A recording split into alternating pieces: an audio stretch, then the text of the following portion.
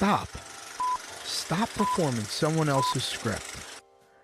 It's time to become the writer, actor, director, and producer of your own success. Welcome. I'm Dean Denardi, host, and this is the Theatrics of Success. Everyone has fear. They may not say it out loud. Maybe it's failure. Maybe it's being, truly being seen for who you are. Maybe it's one of those things you keep almost doing but don't do. Today we're going to shine some light on fear with a special guest I have today who wrote a book called Resilience and speaks about fear and what it does to us, what it can do for us, and possibly, how to get around some of those inhabilitating fears that we have. But most of all, to better understand fear. So I'd like to welcome and introduce Swier Miedema. Hello. Hi, Dean. Good to be here, and thank you for inviting me. Yeah, excellent. No, thank you for coming. I appreciate it. It seems like, fear exists all over the place and, with everybody under different types of circumstances, whether it's, standing on stage and talking to people, or whether it's, around money, or whether it's, could be lifelong, debilitating, different degrees of fear. And, we all look at them differently. I know that you wrote a little bit about fear in the book. But before we jump into all that, how would you define fear? I mean, not like the dictionary version of it, but like in your experience, like what would you say fear is? Fear is, at first, the world is fear-ridden. Everyone feels fear all the time because we use our brain to predict the future, and that creates uncertainty about the outcome because our brain has no way of defining what the outcome will be. So you'll feel uncertain. And if you start to build on that, it gets worse and worse and worse. So if I hear you correctly, or what I hear you saying is that if you were to isolate and just define fear, it's uncertainty. Yes, it begins there often. That's a more lenient version of fear, actually, uncertainty. But we try to reduce this uncertainty because it makes us feel safe as long as we think we know what's going to happen. Okay, so if we look at fear because we think we know what's going to happen, would you say fear then is sort of always an enemy? Yes, sometimes it is, and sometimes it isn't. Sometimes it has an absolute use, because if you are walking in the city, for instance, and there's a bus going awry and driving towards you, you better step aside. Right. So that's the fear we talk about with like fight or flight that everybody's very familiar with in the natural state of fear, right? So yeah, and there's the other one, which is a creation from our thinking. Right, we make that part, those things up ourselves about something that may happen but may not happen. Absolutely. And you don't know. And the problem is, we have a terrific memory, but we have no ability to predict the future. So when we ask our brain to tell us what's going to happen in the next 5 minutes, our brain draws a blank because it doesn't have any information on that.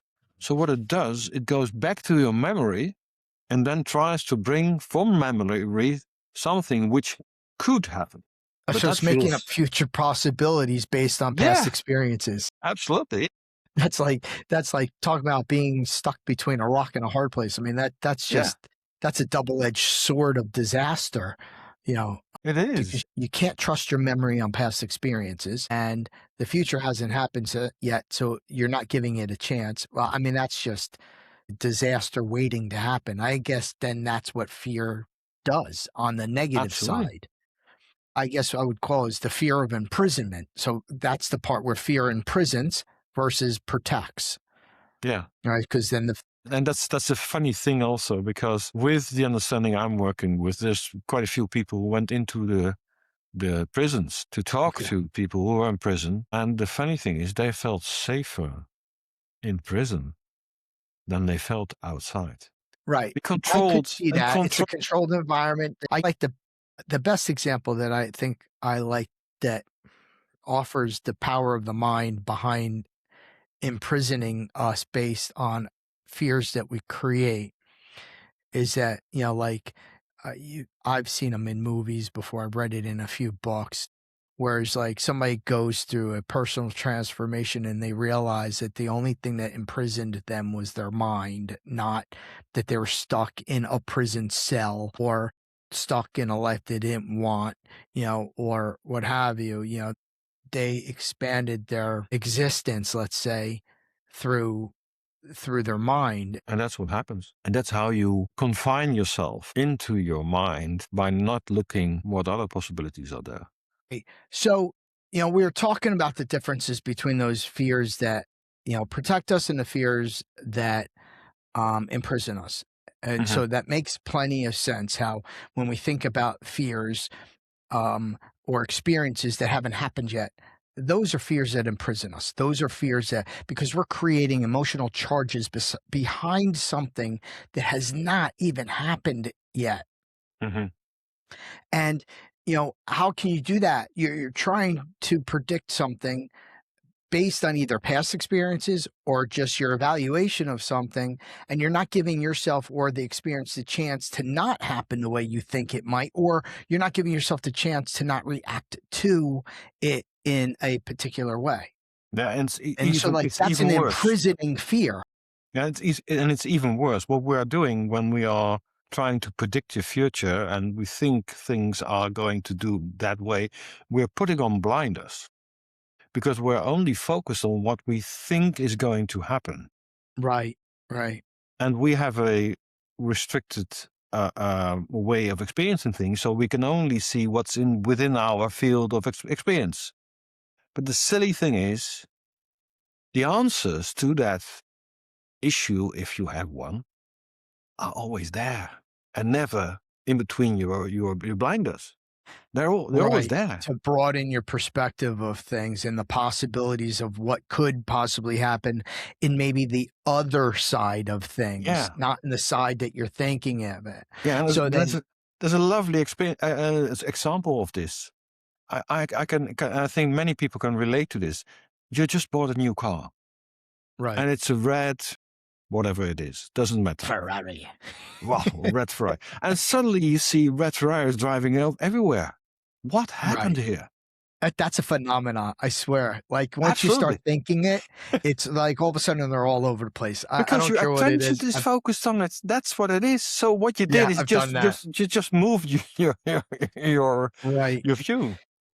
It's interesting because even that little example is a great metaphor and a great example, not even metaphor, it's an actual example um, of the power of manifesting, the power of your brain. Like, even that subtle little thing, if you take that and really think about it and you put different focuses in your mind and they start to pop up more often, or they create a broader sense of your experience or things that start to happen in your life.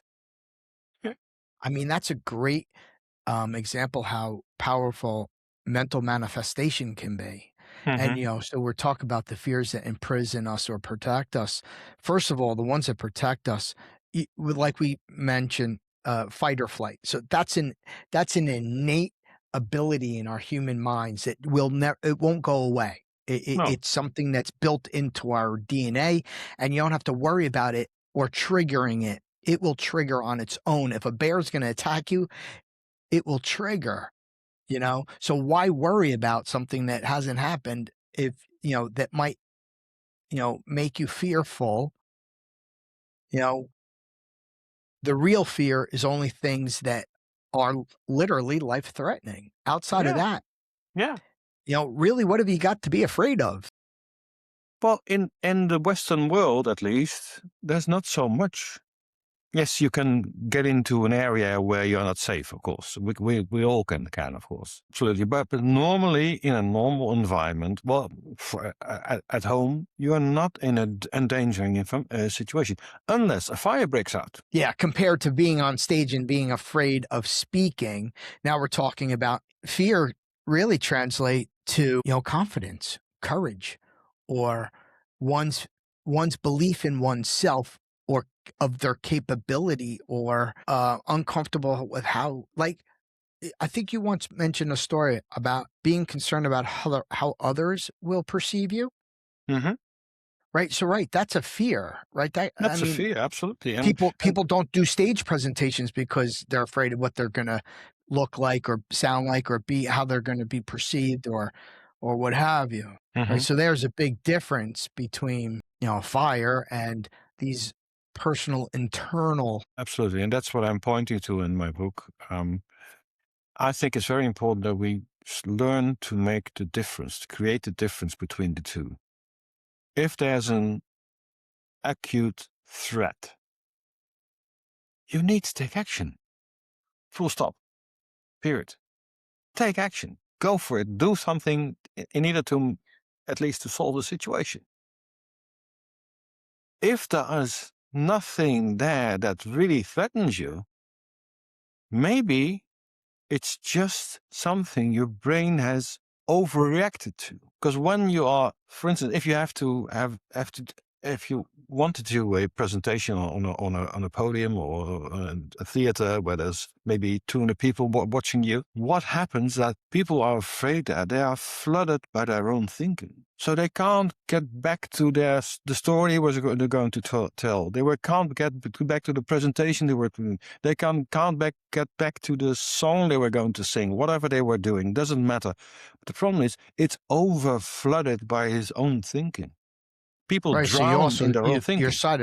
you're sort of end up being sidetracked. You end up going down a trail that's just like, Absolutely. um, what's the word? It deviates you from your goal or path.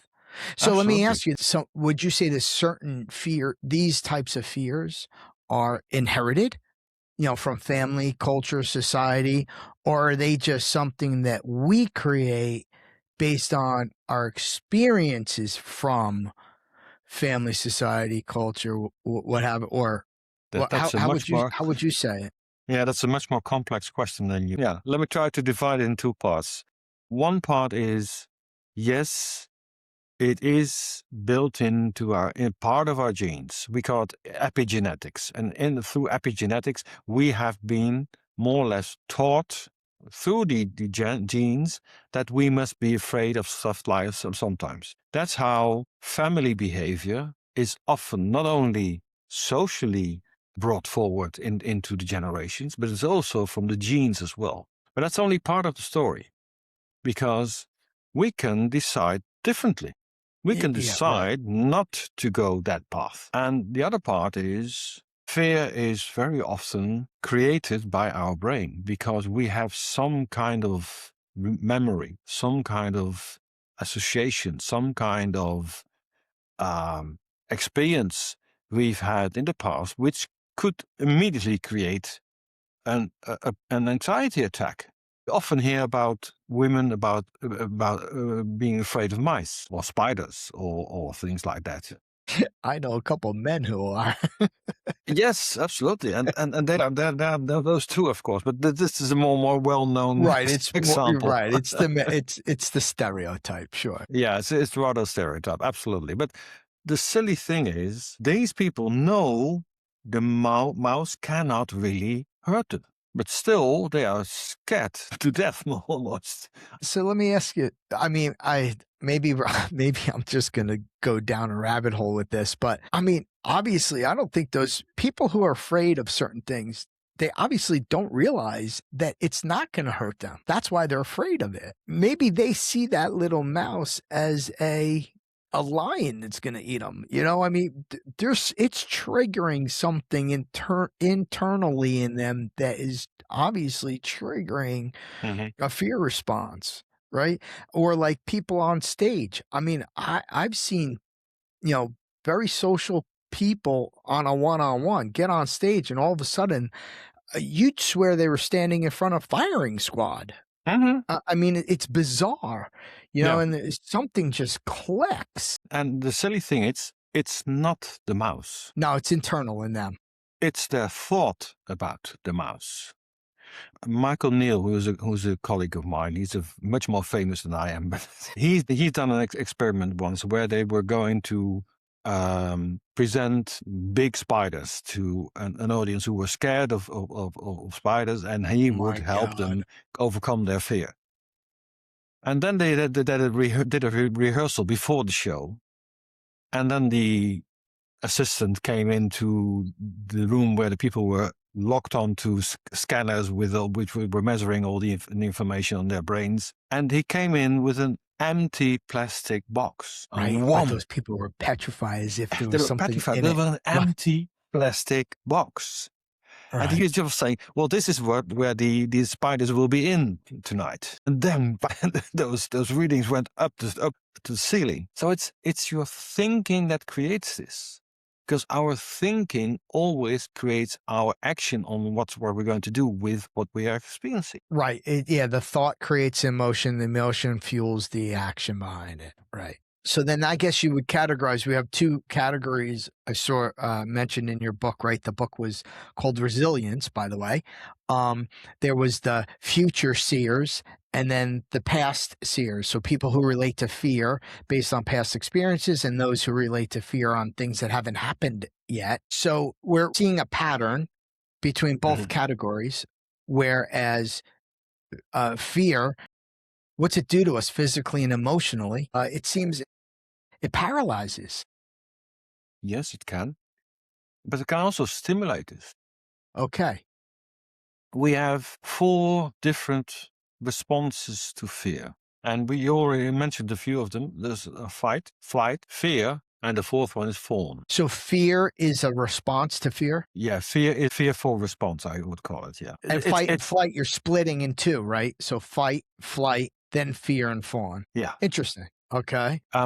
What you see is how people respond. Either they will fight the situation, they will flee the situation, they will, in the fear situation, they will just succumb into a... Okay, so they'll just be immobilized or paralyzed. Immobilized, more or less, yeah. Paralyzed, right? It's a paralytic, right? Yeah. And the last one, fawning, is not responding in order to let it pass. Or hoping it will pass. Hoping. So not engaging. So being passive. Okay. So we have 2 that are active and 2 that are passive. Yeah. Okay, interesting. And both are active and passive in different manners. Correct. Okay. So can somebody in either of those frameworks, can somebody be so used to fear that it feels like their normal state? And then they don't even recognize fear or normal anymore because to them, that fear... That's a natural state. Is a natural state to them. Even though it's not a natural state, to them it is. It becomes a habit also.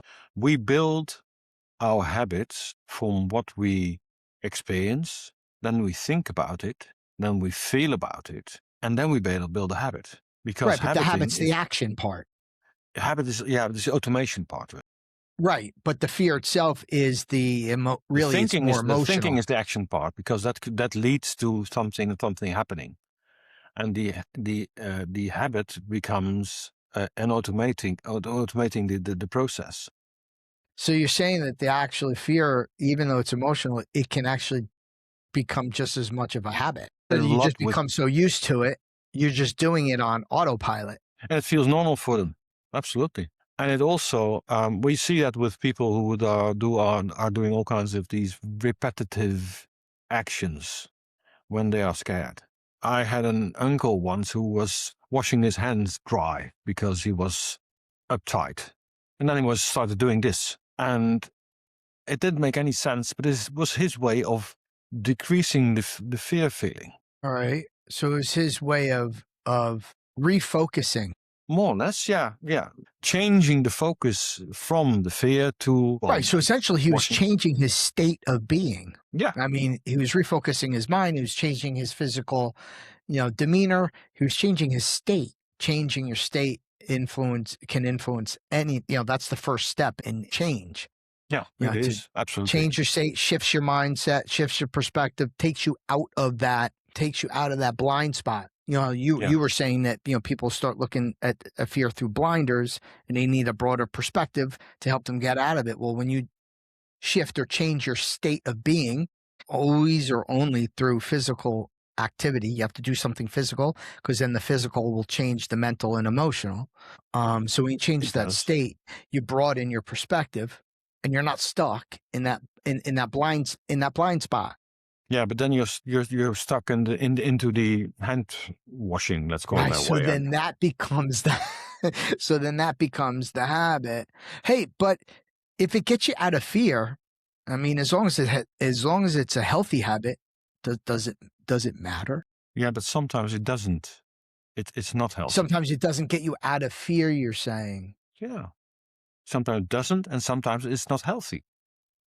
Because there are people who are doing stuff to themselves which isn't healthy. Well, yeah, right. That's why I was saying, as long as it was a healthy action. But the problem is, we have been taught by society as large that we have to change our behavior. Right. But the problem with that is that you're actually looking at the symptoms, the end result of what went before that. Because you experienced something, you thought about that, you drew a conclusion of some sort, then it made you feel in some way about that, and then you started doing something in your behavior. And then it could even be a repetitive behavior.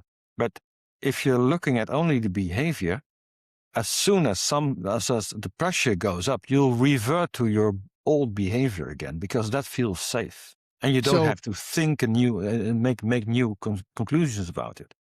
And what I'm trying to point people to is go back to your thinking about this. What originated the whole experience?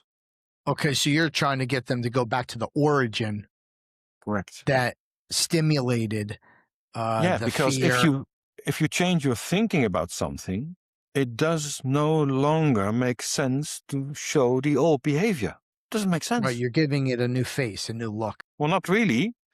You are looking at it in a different way. Yeah, a broader way. Right, another perspective. For instance. Yeah. Right. So, okay.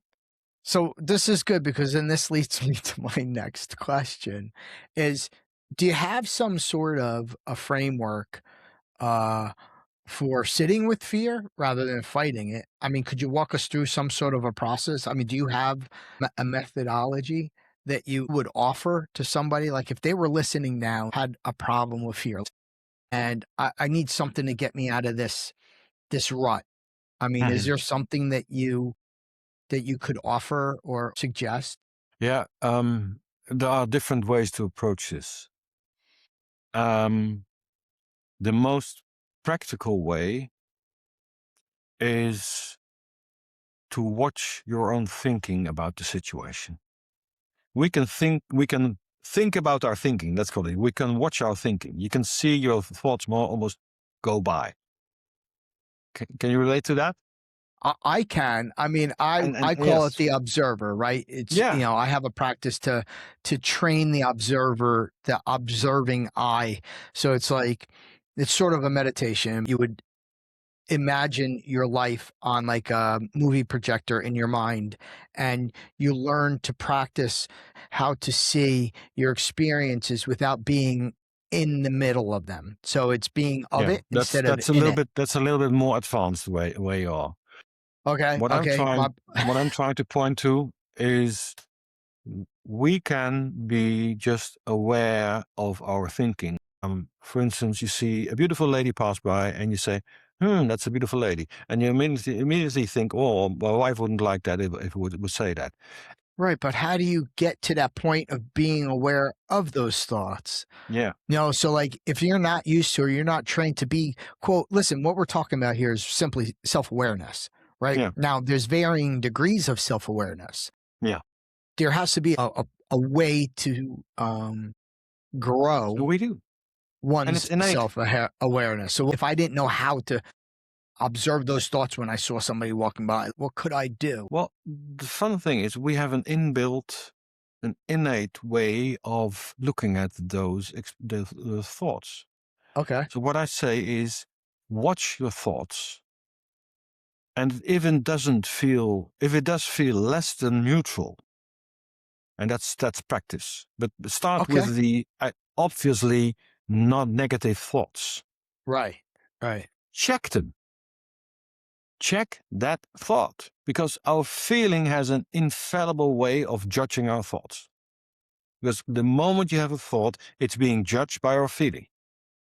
That feels okay. Doesn't feel okay. That feels, that's a bit, and so forth. And that takes tenth of a second, something like that. Right. Yeah. So you're saying that we have this natural ability to be able to pay attention to ourselves or pay attention to our thoughts with just the simple idea of bringing it to our attention. Yeah. Like if we And just the great thing sit there about it and is we can say, teach ourselves that. We can learn right. So to, if we stimulate the idea and just say, okay, I want to pay more attention to my thoughts, just the thinking of that idea alone can stimulate the development of paying more attention to our thoughts. absolutely. That's the beginning. And that's the beginning. And then you Boy, start. I wish someone had told me it was that easy, man. Because It's really from easy, day because one, I the guess I was crazy doing the it the crazy hard thing way. is, the crazy thing is, if you have a non-helping thought, as I call it, if you have a Okay. non-helping, it always has the same four effects. It makes you feel awful. It will cost you heaps of time because you're trying to solve it. You don't want to be there in that non-helping thought. It'll cost you heaps of energy. I don't know about you, when I've had a fight with someone, I'm spent. I'm all exhausted, right? Yeah. And afterwards you'll be thinking, how did I get here? What on earth happened that I was so drawn into this thing, whatever it Right, was? right, Always the same four experiences. And when you have as I call it, a helping thought, it's a thought which makes you feel at least okay, at least neutral, will make you feel at least neutral, but sometimes even happy. It will give you energy. It won't take energy away. The sad thing is over before you know it. right, And right. afterwards, you'll be happy that you experienced it. Why on earth would you pay attention to a non-helping thought? Doesn't make Right. So if sense. you become more aware of it and then you decide not to fuel it Yeah, by paying attention to it more and more and more and more, pay yeah, attention and to that's it what less, that's what we're less, less, doing. and less. Yeah, we're building thought trains, as we call it. It's a little locomotive with the first thought, and Okay. then you add wagons to it, and it gets heavier and heavier. It's going down the hill Right. back to the valley where you don't want to be. When you want to be on top, Right. You know what might and help? it's yeah.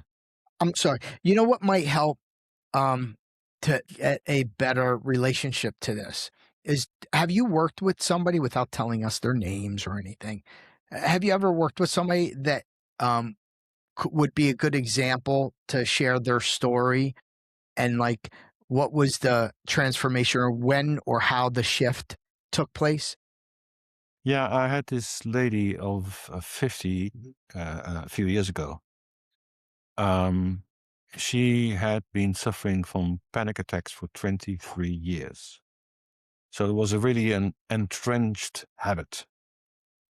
It even got so bad that she developed a drinking habit, as of which, well, uh, uh, uh, helped her deal with the anxiety. When she got to me, she had already worked out a way of getting out of the drinking habit by Alcoholics Anonymous.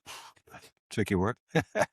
But she came to me and said, well, yeah, I had to be brought here because I don't dare to drive my car over the viaduct which separates our areas, over the motorway here. I said, okay. So I explained in a more extended way what we've been talking about. If you understand that when you have an anxiety thought, it's always a creation of something in the future. It's something which hasn't happened yet, and you don't know what's going to happen. So what you're creating is an image which you think it will happen, but you don't have any proof of it. So the only thing is, don't trust your own prediction engine, because it will lie to you. It's been lying for you for 23 years. And you haven't gained nothing from it. And we had that conversation for an hour or so. And then she went into a small program with me, 5 conversations. And after the 5 conversations, she said, Swier, did you know that I never had a panic attack after our first conversation, even before we started this program? The program was useful because it helped me solidify my understanding of how this works. But I've never had a panic attack anymore after 23 years of anxiety attacks. And it was amazing. And that's my best story, of course. But I've had also other stories. A young man who's been using DMT, which is the active component of ayahuasca tea. Maybe you've heard of that. That makes you hallucinate. And he was told, if you take this, you'll be enlightened. If you do that once, you'll be enlightened. Silly, of course, but still. He believed him. And he took the stuff. But for some reason, his brain started to decide, wait a minute, you need more of this. Okay, I'll bring it to you. So as soon as he stepped into his car, he was seeing all kinds of stuff flying around him and getting scared of it, which wasn't there, which wasn't really there. I've been talking for several months to try to bring him to see that it was a creation of his own mind. And our brain can do that because everything we see is created through our mind. But the fun thing is, I went with him in his car and said, if you believe me, that if I don't see the things you are seeing, do you then believe it? They are not true. So we drove around in the vicinity for 2 hours. And after 2 hours, he said, we've never hit anything. You always told me there wasn't anything. So it must be true what you're telling. And now he's got one of the most successful tattoo shops here in the vicinity. Amazing how that happened. But it took a long time to get him so far that he started to really look at what's my thinking creating. Right. It strikes me that fear seems to be one of the most universal human experiences. Oh, absolutely. And yet it's one of the least talked about honestly. We talk about confidence all day long, but we don't really talk about fear. I think about the entrepreneur world where I spend a lot of time, and founders are practically expected to project fearlessness, and yet the fear of failing, the fear of losing it all, the fear of sitting right under the fear is always sitting right under the surface of them all the time, constantly. This is where I kind of say, it's better to look at fear through courage, where, we say courage is action in spite of fear to move forward through it. But it's interesting because, it exists, and it's just like seems to always be there somehow, some way, more than it needs to be. And from what I hear is like the best way to, I don't want to say beat fear, because you don't want to beat it, but you want it to be in its right place, in its rightful place. And the best way for it to be in its rightful place is to confront it. Yeah, absolutely.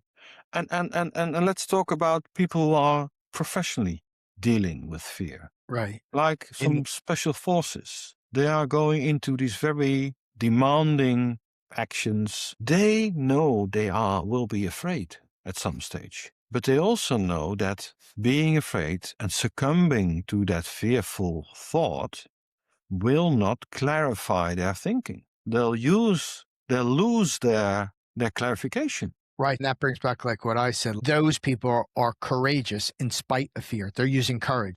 They're seeing fear for what it is. Right. They're not letting it get the best of them. They're saying, there it is, exists, but I'm going to act anyway. At the situation and trying to make a non-fearful decision on this. What is the best option I have? Right. And even if you're in a situation of life-threatening, you can probably actually influence the fight or flight response more effectively if you have that conscious, objective relationship to fear, instead of being paralyzed by it, or immobilized, or what have you. The fun thing is that our thinking is constantly influenced by those non-helping thoughts.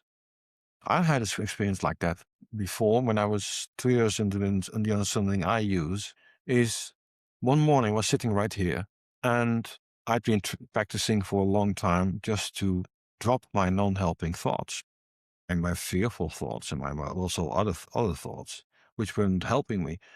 And I suddenly went blank in my head, entirely blank. There was no thought in my brain. And I was shocked in the beginning. I said, oh my God, this is not good. My brain's not working anymore. That was my first reaction.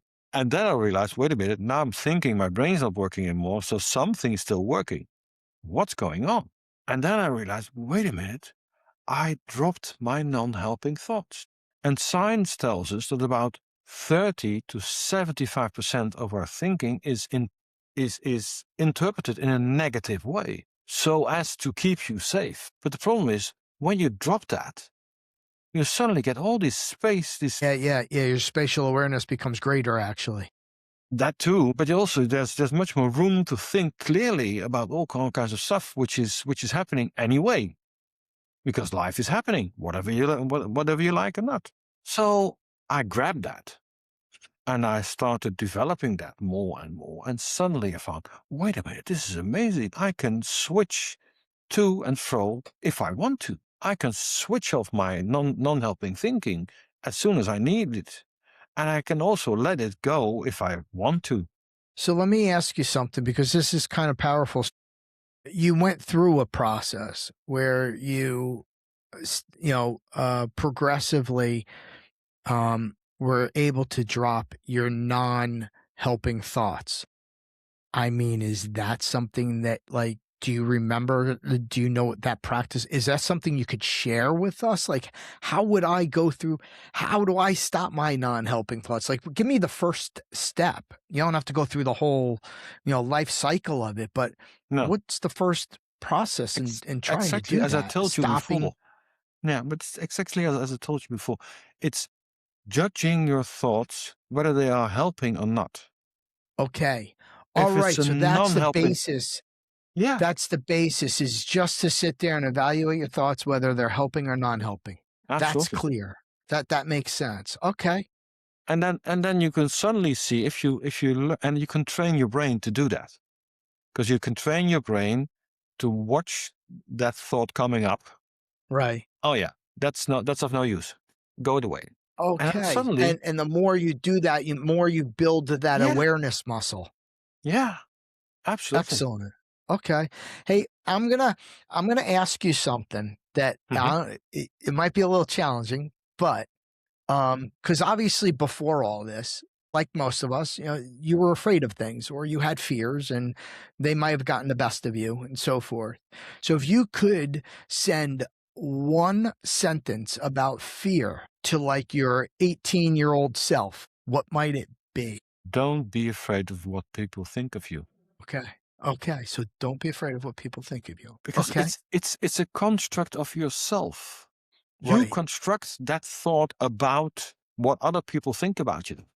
Right. You're setting a precedence of what you think others think of you before you even get to hear what they have to say. The problem is you don't know what other people are thinking. Right.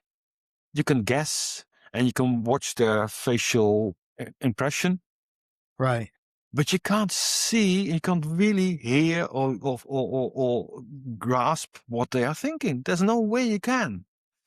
That's just as well sometimes, Right. but also it's also very unhelpful. But the problem is, as long as you are in a fear mode, you start constructing all kinds of understandings about the situation, which aren't based on nothing, only your own Right. thinking. So what you're actually talking also about is, like, it's mental and emotional awareness. Yeah, it is. Wow, excellent. You helped open my perspective about fear and relating to it differently. I appreciate that, and I think you offered a really nice actionable step for somebody who might actually be stuck in fear presently, about looking at it from helpful and non-helpful thoughts. I think that's a really simple concept that most of us can grasp onto, and And you can actually just pause and say, hey, is this thought helping me or not helping me? Mhm. I described that quite extensively in my book of how this works, because there's more Okay. to it, of course. It's Okay, not excellent. just this only thing, because what Right. the problem is, our brain tries to keep our body safe. That's also taking care of our energy management.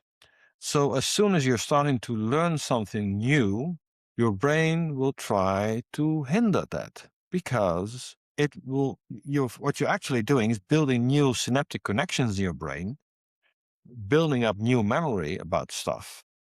And the brain's trying to prevent that, because it takes you away from the traditional, easy going ahead, which will take care of the spread of your energy throughout your body. So if you have to think very hard, there's less energy for your heart rate, your blood pressure, your breathing, your digestion, and so forth. All those processes are possibly in danger. So your brain will fight this.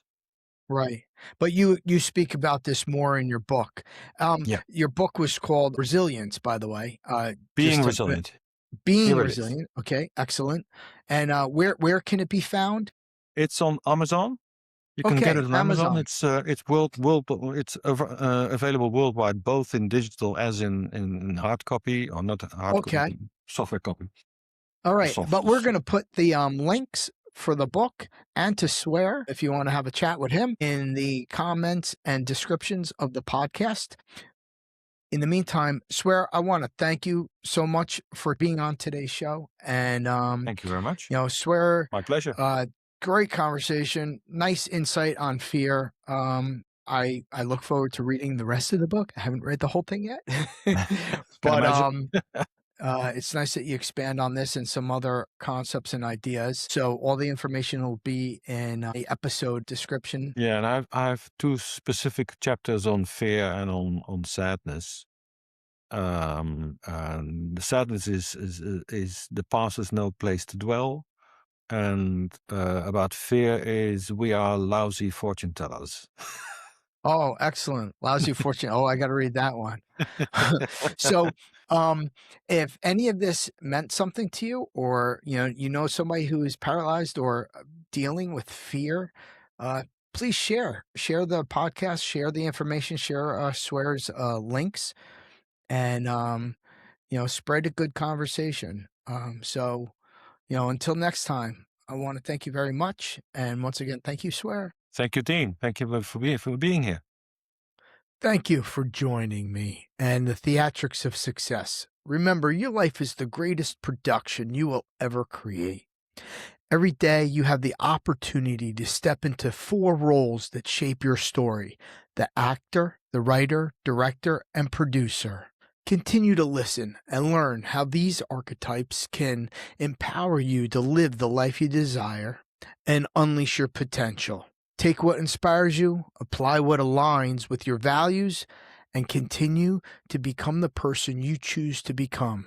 If this podcast has given you perspective, new insight, or action steps, help us to continue and build our community. Subscribe to the Theatrics of Success on Spotify, Apple Podcasts, and YouTube. And if you know someone who is ready to rewrite their story, share this podcast with them, because every great transformation begins with a single decision. Until next time, write with passion, direct with courage and confidence, act with authenticity, and produce through self-leadership. This is the Theatrics of Success. I'm your host, Dean Denardi. Thank you.